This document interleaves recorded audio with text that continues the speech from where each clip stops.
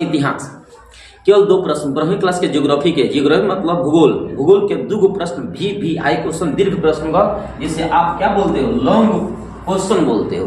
2025 आगामी जो भी पेपर होगा बहुत मस्त ही क्वेश्चन 5 नंबर आपके एग्जाम में आने वाला है। पूछेगा शहरीकरण की समस्या का विश्लेषण करें, मॉडल पेपर में भी देखने को मिला है। अभी क्वेश्चन एक बार बिहार बोर्ड में पूछा है, और इसमें जो दूसरा क्वेश्चन है ना सूचना प्रसारण, ये 3 बार क्वेश्चन आ चुका है, इसलिए दोनों क्वेश्चन में VVI है। और इसके अलावा यदि आपको लगता है कि फलाना क्वेश्चन भी VVI है तो कमेंट सेक्शन में लिख देना, हम उसका आंसर बता देंगे, ठीक ना बाबू। चलो आगे देखो, इन सभी प्रश्नों का आप देखो, शहरीकरण समस्या का विश्लेषण क्या है। तो सबसे पहले बताओ कि शहरीकरण होता क्या है। तो पहले शहरीकरण के परिभाषा लिखना, वह प्रक्रिया जिसके दौरान ग्रामीण क्षेत्र धीरे धीरे शहरी क्षेत्रों में परिवर्तित हो जाता है उसे शहरीकरण कहा जाता है। जिससे शहरी आबादी की वृद्धि होती है उसे शहरीकरण कहते हैं। मतलब यहाँ मत कहना शहरीकरण, यहाँ कहना, ठीक लिखा है। शहरीकरण के कई लाभ हो सकते हैं, लेकिन यह कई समस्याओं के कारण भी बन सकते हैं। शहरीकरण की परिभाषा बताने के बाद बता देना, शहरीकरण के लाभ तो होते हैं लेकिन कई प्रकार की समस्या भी उत्पन्न कर देता है, जो समस्या निम्नलिखित रूप से देखा जा सकता है। वो समस्या आप कौन कौन से देखोगे, देखो पहली समस्या है जनसंख्या का अत्यधिक दबाव। यहाँ लिख देना शहरीकरण की समस्या, और यहाँ लिख देना शहरीकरण की समस्या निम्नलिखित है कोड भाषा में। पहले लिख देना जनसंख्या के अत्यधिक दबाव, अब इसमें लिखना समस्या, शहरीकरण के कारण शहरों की जनसंख्या अत्यधिक बढ़ जाती है, जिससे संसाधनों पर दबाव बढ़ता है, जैसे पानी, बिजली, आवास की कमियां महसूस होने लगती है, बहुत ज्यादा इसका महंगाई बढ़ने लगता है।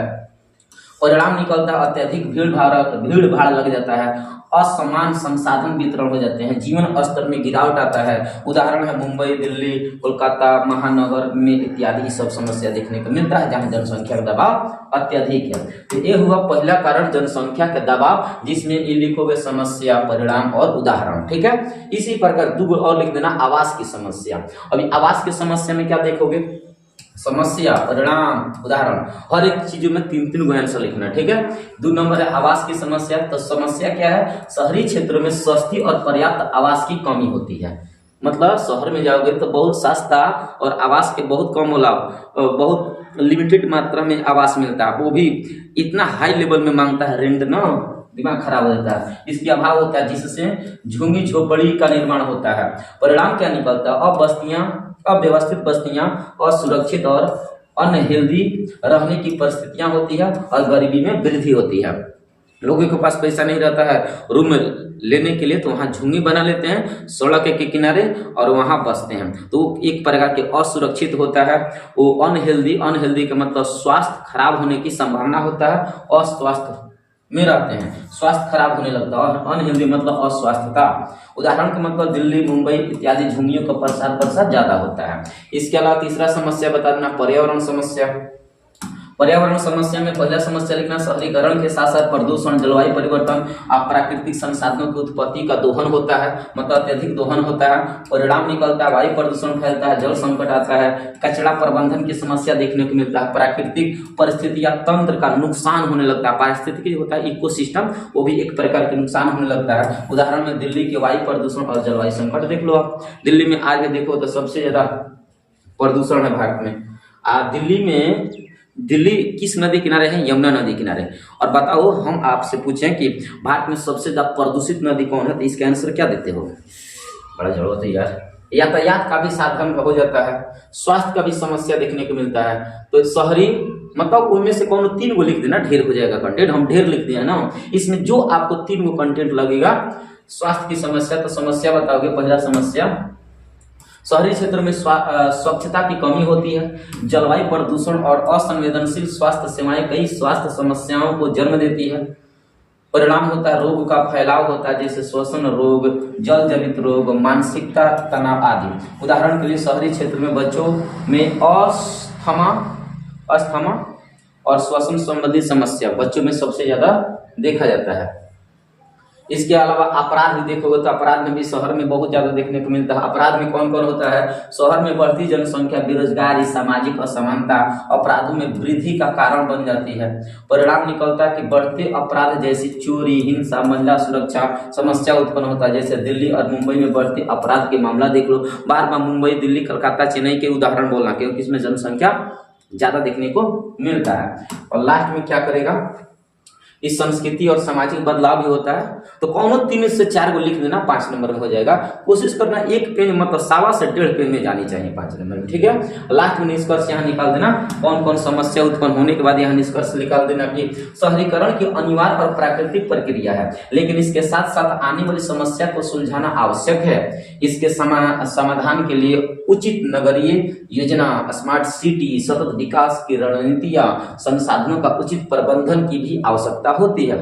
शहरीकरण तो बहुत अच्छा होता मानते हैं, लेकिन शहरीकरण के साथ साथ अन्य चीजों पर जो प्रबंधन होता है ना, वो प्रबंधन आज के समय में अति आवश्यक होता है। जैसे स्मार्ट सिटी खोलिए और स्मार्ट सिटी में प्रदूषण मुक्त सिटी बनाइए। अब इसके लिए थोड़ा नवीकरणीय संसाधनों पर ध्यान देना होगा। इन सभी बातों को आप लिख देना, ये 5 नंबर में हो जाएगा। तो देखो इतना जो हम बताए ना, इस बहुत ज्यादा हो गया है। इसमें से 7 को हम कारण बता दिए हैं। पहला, जनसंख्या का अत्यधिक दबाव लिख देना, आवास का समस्या लिख देना, अब पर्यावरण, ये 3 को लिखो तो हो जाएगा। एक और लिख देना अपराध वाला, ये भी लिख देना। और संस्कृति वाला उतना मत लिखना। चलो भाई देखो 2 नंबर क्वेश्चन देखो, 2 नंबर या 2 नंबर है लेकिन 5 नंबर में आएगा क्वेश्चन। क्या पूछेगा ये क्वेश्चन, कैसे पूछेगा? कहेगा कि भारत में सूचना प्रौद्योगिकी उद्योग की व्याख्या करना है। भारत में जो भी सूचना प्रौद्योगिकी का व्याख्या करना है ना, 5 नंबर में। सबसे पहले सूचना समझो। सूचना प्रौद्योगिकी का मतलब क्या होता है?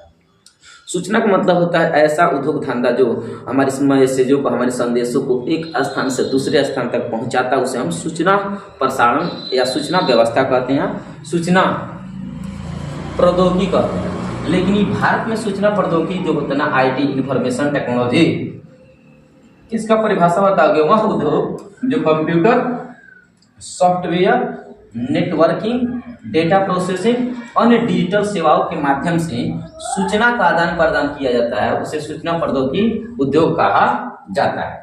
मतलब ऐसा उद्योग जो नेटवर्क मार्केटिंग, डेटा, मतलब जो डेटा होता है ना, डाटा आंकड़ा होता है, डेटा, वो अन्य डिजिटल सेवा भी हो सकता है। इस सब का जो माध्यम के जो मतलब इन सबको जो आदान प्रदान करने वाला जो माध्यम होता है ना, उसी को हम कहेंगे सूचना प्रौद्योगिकी। मतलब ऐसा उद्योग जो computer, software, networking, data processing, अन्य डिजिटल सेवाओं के माध्यम से सूचना का आदान प्रदान करता है, उसी माध्यम को हम सूचना प्रौद्योगिकी कहते हैं। मतलब ये प्रौद्योगिकी का मतलब वो सिस्टम होता है। तो कहोगे ऐसा सिस्टम, ऐसा प्रौद्योगिकी जो जिसके माध्यम से नेटवर्किंग, कंप्यूटर की जानकारी, डेटा प्रोसेसिंग इत्यादि का आदान प्रदान किया जाता है, तो वही तो होता है। वहाँ यह उद्योग क्या होता है? यह मतलब सूचना प्रौद्योगिकी, यह उद्योग वैश्विक अर्थव्यवस्था में महत्वपूर्ण स्थान रखता है। विश्व में आज देखो ना, तकनीकी के माध्यम से कोई मतलब बिना तकनीकी से कोई देश चल ही नहीं सकता है। इसलिए वैश्विक स्तर पर एगो मुद्दा बन चुका है, बहुत महत्वपूर्ण एगो टॉपिक हो चुका है। वैश्विक अर्थव्यवस्था में महत्वपूर्ण स्थान रखता है और भारतीय अर्थव्यवस्था में तेजी से विकास कर रहा होता है। भारत के आज हमारा भारत क्या है? विकासशील देश है, और विकासशील देश में बहुत तेजी से ग्रोथ कर रहा है। ये एक बहुत उचित वाला बात है, बहुत अच्छा है, अनुकूल है भारत के लिए। भारत में सूचना प्रौद्योगिकी की विशेषता निम्न है। पहला है सॉफ्टवेयर और सेवाएं। पहला विशेषता क्या बताओगे? सॉफ्टवेयर, जो मोबाइल में और देखो तो कंप्यूटर में, लैपटॉप में सॉफ्टवेयर लगता है। हार्डवेयर, सॉफ्टवेयर मतलब समझ रहे हो, जो है छू रहे, ये हार्डवेयर है। सॉफ्टवेयर का मतलब होता है जो हम छू नहीं सकते हैं, जिसे हम देख नहीं सकते हैं, लेकिन अंदर लगता है मशीन में, वो सॉफ्टवेयर होता है। हार्डवेयर लोहा हो गया, तो सब हार्डवेयर है, और सॉफ्टवेयर मशीन के अंदर होता है। सॉफ्टवेयर डेवलपमेंट, भारतीय कंपनियां वैश्विक स्तर पर सॉफ्टवेयर विकास, कस्टम सॉफ्टवेयर निर्माण और एप्लीकेशन मतलब ऐप होता है ना जो मोबाइल में डाउनलोड करते हैं, वो सॉफ्टवेयर है। एप्लीकेशन डेवलपमेंट सेवाएं प्रदान करती है। इस सॉफ्टवेयर की जानकारी हुआ। इसके बाद लिख देना दूसरा नंबर, तकनीकी और नवाचार। तकनीकी मतलब टेक्नोलॉजी, तकनीकी और नवाचार केंद्र भारत में बेंगलुरु, बेंगलुरु मतलब कहाँ है, बेंगलुरु देखो तो कर्नाटक में पड़ता है। हैदराबाद, पुणे, चंडीगढ़ जैसे शहरों को आईटी हब, आईटी का फुल फॉर्म होता है इंफॉर्मेशन टेक्नोलॉजी, आईटी हब के रूप में विकसित किया गया है। इसके पहले वाले वीडियो में बताया गया था बेंगलुरु को भारत की सिलिकॉन सिटी कहा जाता है, आखिर क्यों, तो वहीं बेंगलुरु है जिसमें तकनीकी और नवाचार का केंद्र है, इसलिए उसे आईटी क्षेत्र के में सिलिकॉन सिटी कहा जाता है। रोजगार के अवसर देता है, और भी देखोगे तो सूचना प्रौद्योगिकी जितना भी भारत में चल रहा है चाहे विश्व स्तर पर, उस सब के सब रोजगार मुहैया करा रहा है, तो अपने आप में बहुत उचित बात है। तो तीसरा हेडिंग लिखोगे रोजगार का अवसर, तो लिखना सूचना प्रौद्योगिकी उद्योग ने भारत में कृत्रिम बुद्धिमत्ता, इसी को एआई कहते हैं, एआई के जमाना चल रहा है आजकल, इतना खतरनाक एआई का जमाना आ चुका है ना, जैसे हो वैसे फोटो मतलब बना देता है, पता नहीं चलता कि वाह कैसे हो गया। कृत्रिम बुद्धिमत्ता, डेटा साइंस और सॉफ्टवेयर डेवलपमेंट के क्षेत्र में लाखों रोजगार सृजित कर रहा है, तो रोजगार का अवसर भी बहुत ज्यादा सूचना प्रौद्योगिकी एक प्रकार के दे रहा है। और लास्ट में बता देना सूचना प्रौद्योगिकी की उद्योग के विकास के कारण, मतलब इस प्रकार के औद्योगिकरण क्यों विकास हुआ, तो पहला विकास के कारण है शिक्षा और प्रशिक्षण। कोरोना काल में देखा था, कोरोना के पहले ऑनलाइन के सिस्टम बहुत कम था, लेकिन कोरोना आया, इतना ज्यादा ऑनलाइन के सिस्टम में महत्वपूर्ण एगो क्रांति ला दिया था। उसी प्रकार यहाँ लिखोगे शिक्षा और प्रशिक्षण में औद्योगिकरण के बहुत ज्यादा योगदान है, तो शिक्षा के लिए इसका विकास किया गया है। तो लिखोगे भारतीय विश्वविद्यालय आईटी संस्थानों ने तकनीकी शिक्षा को बढ़ावा दिया है, जिससे दक्ष मतलब उनके अंदर क्षमता योग्य पेशेवर एक बड़ी संख्या में तैयार हुई है। मतलब औद्योगिक जो भी हुआ है ना तकनीकी के माध्यम से, तो जो भी विश्वविद्यालय में लड़का लड़की पढ़ाई करता है छात्रगण, उनके अंदर बहुत ज्यादा दक्षता आया है, योग्यता बढ़ा है, भावी रोजगार में बहुत ज्यादा योगदान भी दिया है। संचार और इंटरनेट में भी बहुत ज्यादा इसका योगदान है, इंटरनेट को बढ़ाने के लिए भी बहुत बढ़िया प्रौद्योगिकी का विकास करना पड़ा। तो भारत में संचार और इंटरनेट सेवाओं का प्रसार बढ़ा, जिससे सूचना प्रौद्योगिकी क्षेत्र में तेजी से वृद्धि हुई। ऑब्जेक्टिव में क्वेश्चन इस पर बनता है, भारत में इंटरनेट की व्यवस्था या इंटरनेट का सेवा कब मिला, तो बताओगे 1900 कब में, तो बताओ 1990 के दशक में, फिक्स बताओ डेट कब हुआ था। भारत का एक सूचना यहाँ निष्कर्ष निकाल देना, भारत का सूचना प्रौद्योगिकी उद्योग दुनिया के सबसे बड़े और सबसे तेजी से बढ़ते उद्योगों में से एक है। इसकी वृद्धि से रोजगार, आर्थिक प्रगति और वैश्विक प्रतिस्पर्धा में उल्लेखनीय वृद्धि है। ये सब 5 नंबर में क्या करेगा, लिखेगा। तो ये क्वेश्चन कितना नंबर में हुआ, 5 नंबर में। इसके अलावा रुको हम 2 प्रश्न और बताते हैं, कौन कौन।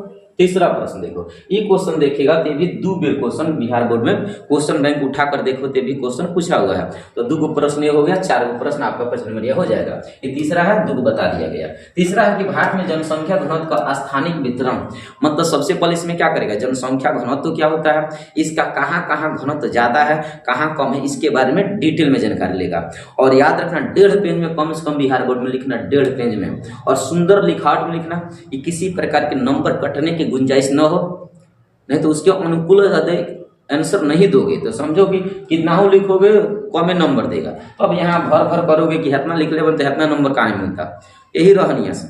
इसलिए जो भी लिखोगे कंटेंट सुबहित और सुबहित मतलब एकदम बढ़िया देखना, और राइटिंग लिखावट एकदम जबरदस्त, मतलब राइटिंग लिखावट मतलब होगा ज्यादा गलती नहीं होना, चिकन लिखना। पहले जनसंख्या घनत्व की परिभाषा बता देना, किसी विशेष क्षेत्र में प्रति वर्ग किलोमीटर में जितना जनसंख्या पाई जाती है उसे जनसंख्या घनत्व कहते हैं। भारत में जनसंख्या घनत्व का वितरण असमान है, जो विभिन्न भौगोलिक, सामाजिक और आर्थिक कारकों पर निर्भर करता है। भारत में जनसंख्या घनत्व के प्रमुख पैटर्न निम्नलिखित है। अब यहाँ से लिखना, देखो भारत में जनसंख्या घनत्व 382 किलोमीटर प्रति किलोमीटर के हिसाब से पाई जाती है। उच्च जनसंख्या घनत्व वाले क्षेत्र, और दूसरा होता है मध्यम जनसंख्या वाले क्षेत्र, और तीसरा होता है निम्न जनसंख्या वाले क्षेत्र। ये 3 गो पैटर्न है। पैटर्न मतलब कितने भागों में बांटा गया है, तो हमारे देश में 3 भागों में पैटर्न को बांटा गया जनसंख्या घनत्व। कुछ हमारे देश में ऐसे जगह है जहाँ बहुत ज्यादा जनसंख्या घनत्व है, उसको बोलोगे उच्च जनसंख्या घनत्व। और कुछ हमारे देश में ऐसे हैं जगह जिसमें मध्यम है, तो हम उसे कहेंगे मध्यम जनसंख्या घनत्व। कुछ हमारे देश में ऐसे जगह है जहाँ बहुत कम लोग पाए जाते हैं, उससे कहेंगे निम्न जनसंख्या घनत्व। ठीक है, तो पहला हमारा पैटर्न में क्या है, उच्च जनसंख्या घनत्व वाला क्षेत्र। तो लिखोगे भारत के पूर्वी और उत्तर पूर्वी क्षेत्र गंगा यमुना के दोआब में उच्च जनसंख्या घनत्व पाया जाता है, जैसे उत्तर प्रदेश, बिहार इत्यादि। इसमें बताओगे उत्तर प्रदेश, बिहार, पश्चिम बंगाल, दिल्ली में जनसंख्या घनत्व अधिक है, तो बताना होगा कौन एरिया में जनसंख्या घनत्व अधिक है, उसका नाम लिखोगे। ठीक है, उत्तर प्रदेश, बिहार में जनसंख्या घनत्व बहुत अधिक है, क्योंकि ये राज्य कृषि प्रधान है और यहाँ अधिकांश जनसंख्या कृषि कार्यों में संलग्न है।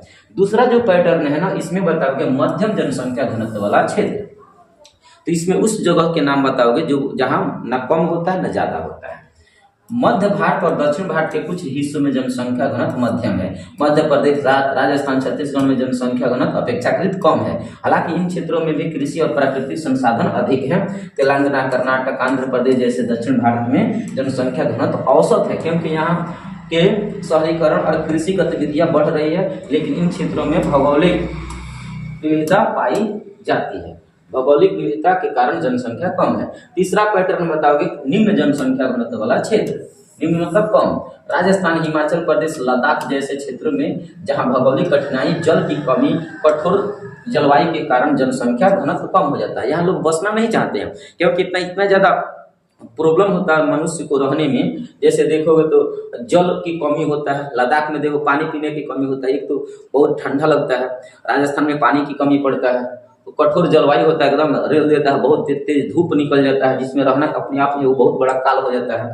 उत्तर पूर्वी राज्यों अरुणाचल प्रदेश, नागालैंड, मणिपुर, मिजोरम आदि में भी जनसंख्या घनत्व कम होता है, क्योंकि ये पर्वतीय एरिया है। अब पर्वतीय एरिया में लोग रहना नहीं चाहते हैं। ये हुआ 3 गो पैटर्न। अब बताओगे जनसंख्या घनत्व के वितरण के कारण, हेडिंग डालोगे और तब 2-3 गो हेडिंग बता देना कि जनसंख्या घनत्व क्यों बटा गया है, मतलब अधिक कहीं है, कहीं कम क्यों है, कहीं मध्यम क्यों है, इसका कारण बताओगे। पहला कारण है भौगोलिक कारण, जलवायु और मौसम। गर्म और शुष्क जलवायु वाले क्षेत्र जैसे राजस्थान, लद्दाख में कम जनसंख्या घनत्व होता है। प्राकृतिक संसाधन बताना है, हेडिंग के भी उप हेडिंग है, मतलब ब्लू पॉइंट लिख देना। जल, कृषि योग्य भूमि, खनिज और वन संसाधन और प्राकृतिक तत्व जनसंख्या के घनत्व पर प्रभाव डालते हैं, इसलिए लोग वहां बसना पसंद नहीं करते हैं। ठीक है, ये तो हुआ भौगोलिक कारक। अब बताएगा आर्थिक और शहरीकरण। अब आर्थिक कारण और शहरीकरण कारक क्यों है, तो कहोगे औद्योगिकरण और शहरीकरण ने कुछ क्षेत्रों में जनसंख्या घनत्व को बढ़ाया है, क्योंकि लोग यहाँ ज्यादा बसना पसंद करते हैं, इसलिए जनसंख्या घनत्व यहाँ बढ़ जाता है। गांव में क्यों नहीं बढ़ता है, क्योंकि यहाँ रोजगार की कमी होता है। महानगर और औद्योगिक क्षेत्र में लोगों का प्रवास बढ़ता है, जैसे मुंबई में देखो जनसंख्या घनत्व ज्यादा है, और भी देखो बेंगलुरु की बात करो, दिल्ली की बात करो, ज्यादा होता है। निष्कर्ष लास्ट में निकालोगे, निष्कर्ष हो जाएगा तुम्हारा खत्म, अंतिम में होगा। जैसे देखो भारत में जनसंख्या घनत्व का स्थानीय घनत्व ज्यादा होता है, जैसे आई पूरा खत्म कर। हाँ, क्वेश्चन है चौथा, पार्ट में चौथा। इससे पहले हम कितना क्वेश्चन कर लिए हैं, 3 गो, ये चौथा प्रश्न है। चौथा देखो, परिवहन के साधन एक दूसरे के पूरक होते हैं कैसे, ये भी देखो क्वेश्चन। ये मॉडल पेपर 2 जगह दिया है और बिहार बोर्ड में देखो तो 1 बार आया है, लेकिन क्वेश्चन रिपीट कर रहा है, हो सकता कहीं आ जाए, इसलिए जान जाओ। अगर जान जाओ तो कोई पेट थोड़ी झराएगा, जान जाओ तो और अच्छी बात है बाबू, और जानकारी तो हो जाएगा परिवहन होता क्या है। और आपको पहले से ही पता है, जब परिवहन वाला चैप्टर आप पढ़े होंगे, यहाँ भी पढ़े होंगे आप, तो आप समझ रहे होंगे कि परिवहन 4 प्रकार का होता है। जल परिवहन, वायु परिवहन, सड़क परिवहन, रेल परिवहन वाला, एक होता है पाइपलाइन परिवहन। 4 प्रकार के परिवहन होता है। तो वहीं कह रहा है सभी परिवहन एक दूसरे के पूरक होता है, मतलब एक दूसरे से लिंक रहता है। आखिर ऐसा क्यों, तो वहीं तो लिखोगे, कहना उत्तर में परिवहन के साधन एक दूसरे के पूरक होते हैं। इसका मतलब होता है कि विभिन्न प्रकार के परिवहन के साधन एक दूसरे की कमियां को पूरा करते हैं। जैसे देखो, जल परिवहन क्या करता है, फलाना देश से और चिलाना देश के बीच में माल ढोकर ला देता है। जैसे लंदन से माल हमारे भारत में उतर जाता है, कोच्चि बंदरगाह पर उतर जाता है, और फिर से कोच्चि बंदरगाह से बिहार लेकर आना होगा कोई वस्तु को, माल को, तो बताओ जल परिवहन नहीं करेगा बाबू, नहीं करेगा। और वहां से क्या करेगा, आपको नहीं तो वायु परिवहन के माध्यम से लेकर आना होगा, या फिर सड़क परिवहन के माध्यम से लेकर आना पड़ेगा। इसका मतलब यह है दोनों के, मतलब सभी के सभी परिवहन एक दूसरे से पूरक होते हैं। गंतव्य स्थानों तक पहुंचाने के लिए सभी परिवहन से होकर गुजरना पड़ता है, इसलिए एक दूसरे की कमियां को दूर कर रहे हैं। बुझ पा रहे हैं? और एक साथ मिलकर एक समग्र और प्रभावी परिवहन प्रणाली का निर्माण करते हैं। यह सिद्धांत इस बात को दर्शाता है कि भूमि, जल, वायु परिवहन के साधन अलग अलग कार्यों के लिए उपयुक्त होते हैं, अलग अलग कार्यों के लिए उपयुक्त होते हैं, लेकिन मिलकर ये सभी परिवहन मिलकर वे किसी स्थान से दूसरे स्थान तक, मतलब एक स्थान से दूसरे स्थान तक सामान यात्री को कुशल और सस्ता तरीकों से आवागमन सुनिश्चित करते हैं। मतलब यहाँ ये समझना कि एक दूसरे की कमियां भी दूर कर रहे हैं और दूसरा की जहां मतलब एक परिवहन का कार्य खत्म हो जाता है तो वहां दूसरा परिवहन स्टार्ट हो जाता है। समझ रहे हो बात को? जैसे पाइपलाइन समझो, पाइपलाइन में क्या होता है ना, पाइपलाइन में पाइपलाइन में क्या होता है, पाइपलाइन क्या करेगा, एक जगह से दूसरे जगह पाइपों को पहुंचा देगा, मतलब तेल को पहुंचा देता है, फिर से जहां तेल का पाइप खत्म होता है वहां से फिर से दूसरे घरों में पहुंचाना होता है, तो वहां किससे पहुंचाओगे? सड़क परिवहन से पहुंचाओगे। तो इसका मतलब सभी परिवहन एक दूसरे के पूरक होते हैं।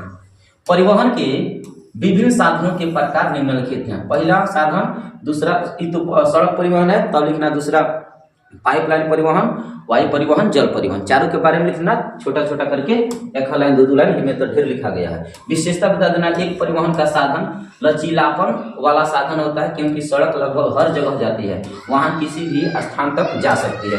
पूरकता की बात करें, सड़क परिवहन ट्रेन, जहाज, हवाई यात्रा से जुड़े क्षेत्रों को जोड़ने में मदद करता है। उदाहरण के लिए ट्रक ट्रेन से माल लेकर सड़क मार्ग से अंतिम गंतव्य तक पहुंचते हैं। तो ये पूरकवाद लिखना जरूरी है, पूरक लिखना जरूरी है कि सड़क परिवहन क्यों दूसरे से जुड़ा हुआ है। तो कहोगे सड़क परिवहन ट्रेन, जहाज, हवाई यात्रा से जुड़े क्षेत्रों को जोड़ने में मदद करता है। उदाहरण के लिए ट्रक ट्रेन से माल लेकर सड़क मार्ग से अंतिम गंतव्य तक पहुंचता है। कोई ट्रेन होता है, ट्रेन और ट्रक की बात करो, ट्रक ट्रेन से माल उतार लेता है, जैसे ट्रेन के पास जाओगे, ट्रेन के आसपास ट्रक लगा रहता है, माल जैसे लोड हो जाता है ट्रकवा पर तो गंतव्य स्थान तक माल को पहुंचा देता है ट्रकवा। तो सड़क परिवहन से, रेल परिवहन से सड़क परिवहन आ गया। रेल परिवहन पर कहां से आया, तो कहीं ना कहीं दूसरे देश से आया होगा, जल परिवहन के माध्यम से, तब जाकर इस पर लोड कर दिया जाता है। और उसी प्रकार पेट्रोल की बात करोगे, पेट्रोल दूसरा देश से आता है, सड़क परिवहन के माध्यम से, पाइपलाइन के माध्यम से आता है, और बंदरगाह पर उतर कर उसके बाद से ट्रेन में लोड कर दिया जाता है। जहां ट्रेन रुक जाता है स्टेशन पर, तो वहां ट्रक से लोड करके दूसरे जगह पर पहुंचा दिया जाता है। तो सभी परिवहन एक दूसरे क्या हो रहे हैं,